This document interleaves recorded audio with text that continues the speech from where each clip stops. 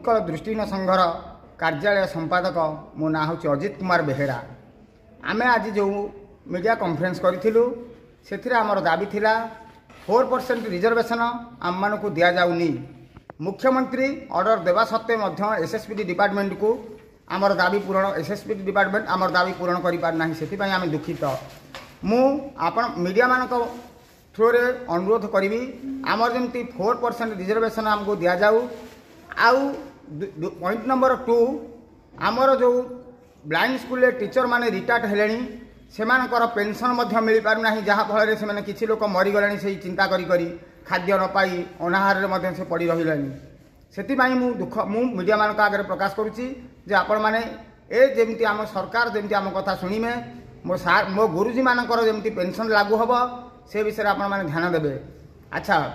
सरकार डिक्लेयर करते disable pension 3500 जदिओ किसी लोक पाइले किसी लोक पाई ना से आम गोटे दुखर विषय ए सबू दाबीपत्र आम आपण पाखे रखुचु आम दौचु आपण चाहूँ मीडिया मान थ्रू आम अनुरोध करुचु जे समस्त जेतेक दाबी अच्छी सरकार आम पाखे पूरण करंतु। जदि पूरण न कर जाए तेरे आगामी भविष्य में आम आंदोलन करने पछेबुनि। मो एडवोकेट रजत कुमार मिश्र आपन जानिछंती जे भिन्नक्षम मानन पई जो संरक्षण व्यवस्था रही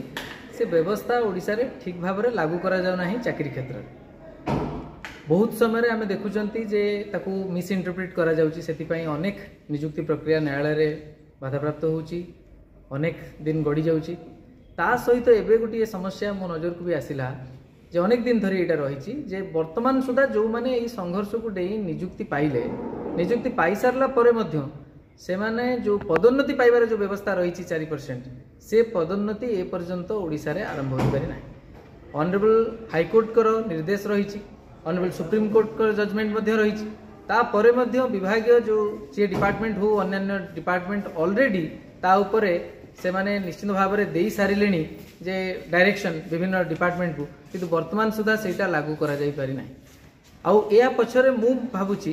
जे प्रथम तो रही जोटा आम जानी जे इम्प्लीमेंटेशन रे इनएफिशिएंसी रही इनएफिशिएंसी रही आप जानते कौन भी प्रक्रिया को जब आप कार्यान्वयन करने को चाहिए से सब विभिन्न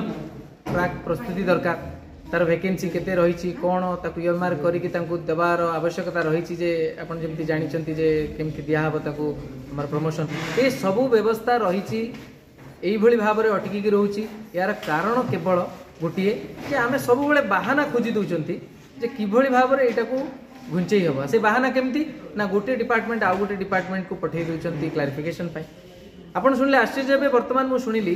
जे अन्य राज्य को मध्य पठा जाउची जे जानिबा जे किभली भाव में एको कार्यान्वयन करा एटा पई कोन आम भितरे बा आम राज्य सरकार जो भी विधि व्यवस्था रही कोन सेठी सेही बुडी भाव में नाही